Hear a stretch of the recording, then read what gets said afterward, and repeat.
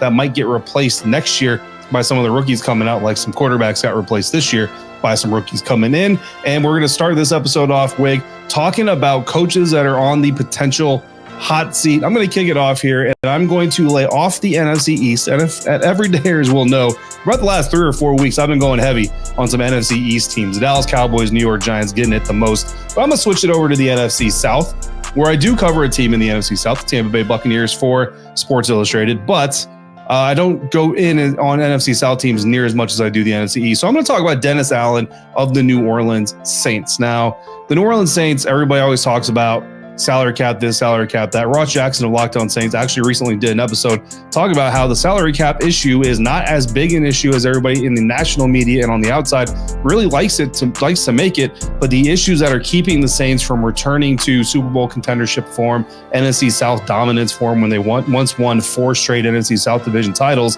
is more than the salary cap. It's decision making. There's some coaching things. There's some roster things. It's always a good time to hear Ross talk about the Saints. So you can go catch that episode if you want to get the full breakdown. But Wig, the bottom line for me is this: if you can't blame the money, and nobody can ever blame the injuries, then you got to blame the decisions. And when the decisions are to blame, you're either talking about a GM or a head coach or a group in tandem. And if it's one or the other, who's always the first guy to go? It's always the head coach. The GM rarely is the guy fired first, unless you're talking about a head coach that is basically your pseudo GM. And then he's like, no, is that guy's fault for contract negotiations? Let me get a new assistant GM basically in here. And that's not the situation in New Orleans. So I think that even though a lot of people are looking at the NFC South and saying the Atlanta Falcons are probably the favorites, the Tampa Bay Buccaneers are the defending champions, the Carolina Panthers are on the outside looking in, even though a lot of people expect the Saints to finish in 3rd place, if they actually finish in 3rd place, Wig, I think DA could be out of a job this time next season. Could be out of a job. And I totally agree with you that most coaches most GMs get two coaches, right? So he hasn't really had his second coach yet because Sean Payton left. Okay, I don't think he got fired. I think Sean Payton just took some time off. But Mickey Loomis is a 37-year vet of the NFL. He's been in his current position for 22 years. Mickey Loomis has won a championship and he's beloved. So it'll be very, very hard for people to say, well, Mickey Loomis has to go because he's a beloved figure in New Orleans because of winning that title and bringing that team back after Hurricane Katrina and all of that stuff. So for me, it comes down to quarterback play. And we've seen it over and over again a lot. Every team can't be as fortunate as, say, Denver, Pittsburgh, and now, as we have seen over the last 38 years, Green Bay. Nobody can be that fortunate to always have a guy in place. And this was before teams really, really started to do what those teams that I mentioned have done, although Green Bay's kind of done it forever in Pittsburgh too. But the main reason is it is hard to replace a franchise quarterback. It is really hard to replace an icon in that city and someone that is that beloved. So a lot of teams have struggled with it. Washington, the franchise you cover, struggled with it forever. Oh, yeah.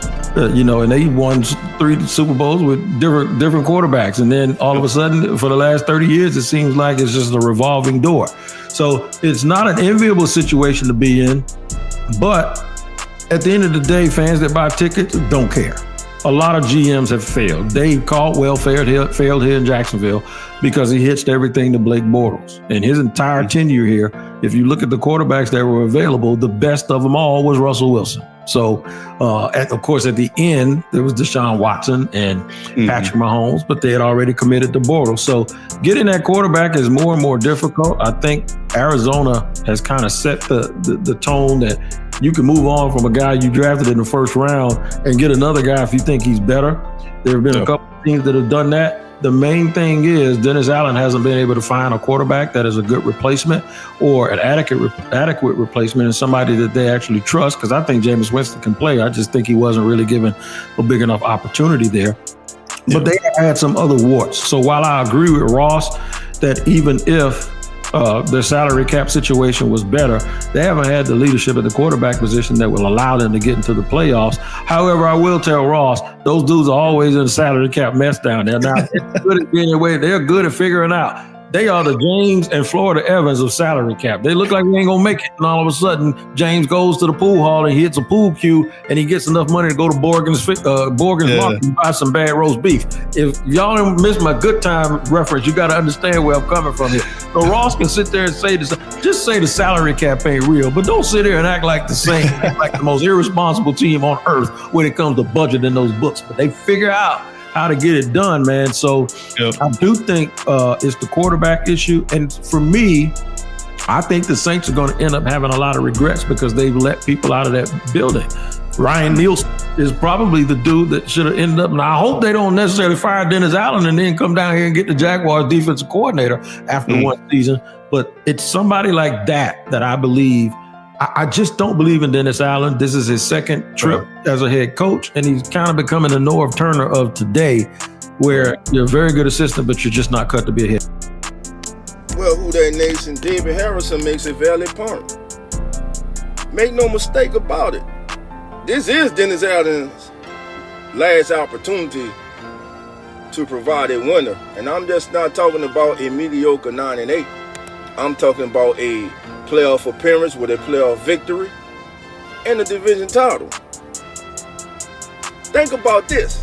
The Saints have given Dennis Allen everything he's asked for the last 2 years. So there's no excuses. He wanted an entire new defensive staff last season. He got it. This season, he finally saw enough of Pete Carmichael and not only replace him, but the entire staff with new offensive coordinator and leader of the offense, Clint Kubiak. So yes, Dennis Allen is in a must-win season. So Mr. Harrison was correct on that statement. Mr. Wiggins hit some very good observation topics. First of all, let's say this. The New Orleans Saints did not have a succession plan after Drew Brees. If they did, it was poorly thought out and poorly executed. When the Saints found out that Drew Brees' shoulder was not the same and they would have to alter the offense to fit the capabilities of how he now was able to conduct himself as a passer, the Saints did not make the necessary changes that were needed. They failed to draft a quarterback that following season, that season, the season after that, and so on.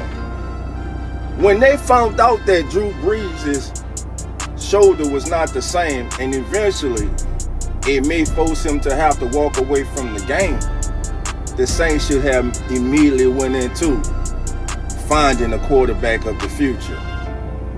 Yes, you could have still brought in Andy Dalton, Teddy Bridgewater, Jameis Winston. But where they failed is not drafting a young quarterback in the drafts preceding when they found out that Drew Brees was not the same. So who does that go on? That goes on management. That goes on Mickey Loomis. Now in this piece we heard Mr. Wiggins say that Mickey Loomis is a beloved figure in New Orleans and in Who That Nation. Not so fast, my friend. He is not. See, Mickey Loomis has been in his position so long. And listen, he's the most successful GM in the history of New Orleans Saints. We know that. But Mickey Loomis has failed this football team. One, as I just stated, never had a succession plan after Drew Brees. Didn't draft quarterbacks until they were able to find that replacement. And listen, they could have started that process and we could still be where we are now with the Saints still looking for a replacement to Drew Brees. But they would have been active in that area instead of almost scrambling and getting backed into a hole when now you have to go out and overpay for Derek Carr. It's no secret about Derek Carr around the National Football League. You saw some of the rankings, though I may not agree with him. He's a top 20 quarterback. That's 20 down to 32, not 20 up to 15 or 20 up to 12. Derek Carr is looked upon as a top 20 quarterback. You heard these gentlemen speak about how Derek Carr's not the answer either. The Saints are still looking for that quarterback. It's not easy. And as Mr. Wiggins said, New Orleans hasn't been as fortunate as Green Bay, Favre, Rodgers, and now Love. The Saints haven't been that fortunate. Dennis Allen and Derek Carr tied at the hip. Derek Carr was the quarterback Dennis Allen wanted. He got him last year. Again, he wanted to revamp defensive staff. He got it last year. This offseason, he wanted a whole entire new offensive staff. He got it this year. And as they stated at the beginning of their show, injuries are not an excuse, because every team around the National Football League deals with injuries. But Mickey Loomis will sit up there and try to tell you, oh, well, we had a couple key injuries here and there that led to such and such. No, every team around the NFL has injuries at such and such. But if you're a competent organization, which the Saints have been, but not lately. Not lately. And let me just say this. The problems that the Saints have started with Sean Payton. Shout out to Big Q, who mentioned it just yesterday. Sean Payton's last season in New Orleans, he was not totally in. He was not totally bought in. He was thinking of an exit plan. He was sending out Morris codes to those he was close with so they can break the news about him possibly leaving New Orleans. And it showed on the field. But again, the leadership of the New Orleans Saints brand should have been prepared not only for Peyton leaving, but also for life after Drew Brees, and they failed in both areas. Well, family, that's going to conclude your Saints Juice of the Day morning. I'm Dolph Jackson, reminding everyone, please, to join us Wednesday night for Game 3 of the NBA Finals recap show. Join Zach, Nonfiction, Carlos, and myself as we break down Game 3. The Dallas Mavericks are in a must-win situation, heading home for Game 3. That will be on our Come On In Sports Network channel on YouTube. If you haven't subscribed there, family, please go over to the Come On In Sports Network channel and please subscribe. Also, family, we will have a live show this Thursday night. I'm working on getting us a special guest for that night, so please keep your notification bells on. And like always, family, love and who that. And we out.